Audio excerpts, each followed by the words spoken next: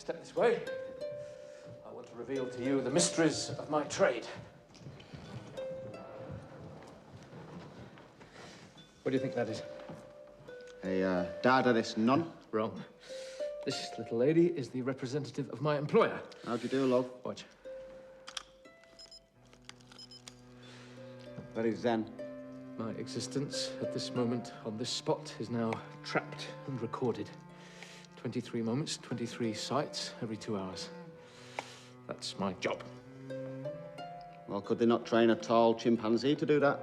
Or a small chimpanzee with a bigger gizmo? I expect they could, yes. What's your name, son? Brian. Hello, Brian. Johnny. Well, Brian, congratulations. You succeeded in convincing me that you do have the most tedious fucking job in England. Come on.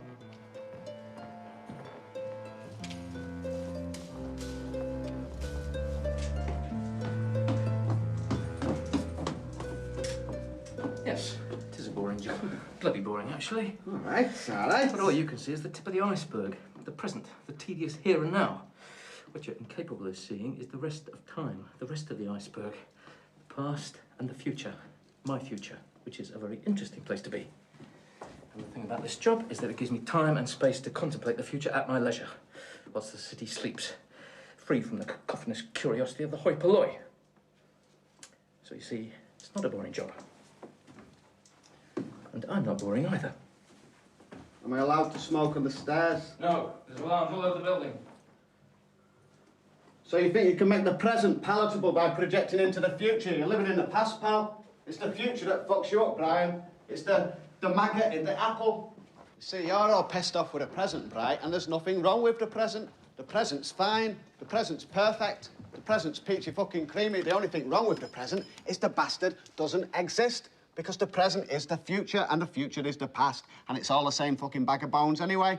It's a constant process of coming into being and passing away, coming into being and passing away. The future is now. But the present does exist. We're in it now. You were just then when you said it, but you're not in it now. You're not in it now. You're not in it now. You're forever being kicked up the arse by the future. You with me? That's what I mean. You see, I'm in the present, but I'm not in the present. I'm in the future. Exactly. Has nobody not told you, Brian, that you've got this kind of gleeful preoccupation with the future? I wouldn't even mind, but you don't even have a fucking future. I don't have a future. Nobody has a future. The party's over. Take a look around you, man. It's all breaking up.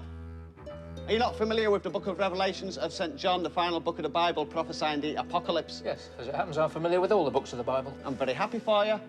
He forced everyone to receive a mark on his right hand or on his forehead so that no one shall be able to buy or sell unless he has the mark, which is the name of the beast or the number of his name, and the number of the beast is 666. 666, I know about it. Great. I know about Nostradamus. Nostradamus talked about 3 brothers. Now, did he mean the Kennedy brothers, or was he talking about 3 bits of the Soviet Union? You see, you just can't tell. Fuck Nostradamus. I'm not talking about Nostradamus, a Mother Shipton, a Russell Grant, a Mystic fucking Meg. I'm talking about the holy fucking book. What can such a specific prophecy mean? What is the mark? Well, the mark, Brian, is the barcode, the ubiquitous barcode that you'll find on every bog roll, on every packet of Johnnies, and every poxy pork pie. And every fucking barcode is divided into 2 parts by 3 markers. And those 3 markers are always represented by the number 6. 6, 6, 6. Now, what does it say? No one shall be able to buy or sell without that mark. And now, what they're planning to do in order to eradicate all credit card fraud and in order to precipitate a totally cashless society, what they're planning to do, what they've already tested on the American troops, they're going to subcutaneously laser tattoo that mark onto your right hand or onto your forehead. They're going to replace plastic with flesh. Fact. In the same book of Revelations, when the 7 seals are broken open on the day of judgment and the 7 angels blow the trumpets, when the 3rd angel blows her bugle, wormwood will fall from the sky. Wormwood will poison a 3rd part of all the waters and a 3rd part of all the land, and many, many, many people will die. Now, do you know what the Russian translation for wormwood is? No. Chernobyl. Fact. On August the 18th, 1999, the planets of our solar system are going to line up into the shape of a cross. I don't believe in astrology. I'm not talking about astrology, I'm talking about astronomy. they're going to line up in the fixed signs of Aquarius, Leo, Taurus and Scorpio, which just happen to correspond to the 4 beasts of the apocalypse as mentioned in the book of Daniel. Another fucking fact. Do you want me to go on? The end of the world is nigh, bride. The game is up. I don't believe that. Life can't just come to a stop.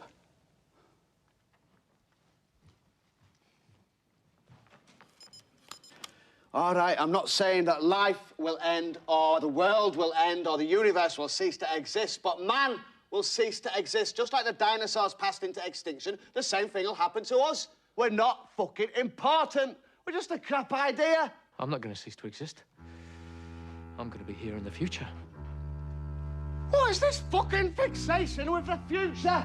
Listen, pal, I've got chronic systolic palpitations and acute fucking neuralgia. What about these toilets? Can I smoke in here? No, you fucking can't! Let me ask you a question. What? Have you ever had the sense that you've lived in a time different from this one? What, you mean like in a past life? Could be, yeah. Yeah, well, in my past life, I was dead. Oh, you see, I wasn't. I know I was here in the past, before I was born. So I know I'm going to be here in the future after I've died. I see. And in this alternative existence, did you still have the same noxious body odour? There's no need to be personal. It's what I believe. Shall I tell you what I believe? You don't believe in anything. Oh, I do, Brian. Yeah? What do you believe? Do you think that the amoeba ever dreamed that it would evolve into the frog? Of course it didn't. And when that first frog shimmied out of the water and employed its vocal cords in order to attract a mate or to retard a predator, do you think that that frog ever imagined that that incipient croak would evolve into all the languages of the world, into all the literature of the world? Of course it fucking didn't.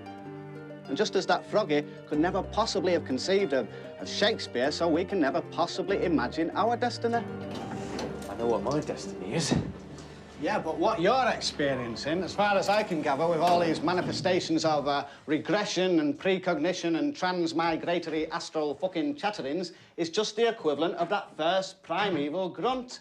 Because evolution isn't over. Man isn't the be-all and fucking end-all.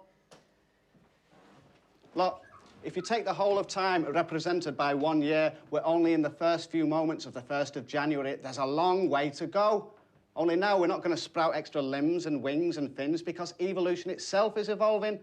And whereas you, through some process of extra sensory recall, might imagine that you were some, I don't know, some 17th century little Dutch girl living in a windmill in old Amsterdam, one day you'll realise that you've had not just 1 or 2 past or future existences, but that you were and are everybody and everything that has ever been or will ever be. Hang on a minute. You've just contradicted yourself. Oh, and how do you make that out? Downstairs, you were predicting the end of the world. Now you're talking about the future. How do you explain that, eh? Easy. When it comes, the apocalypse itself will be part of the process of that leap of evolution. Yeah.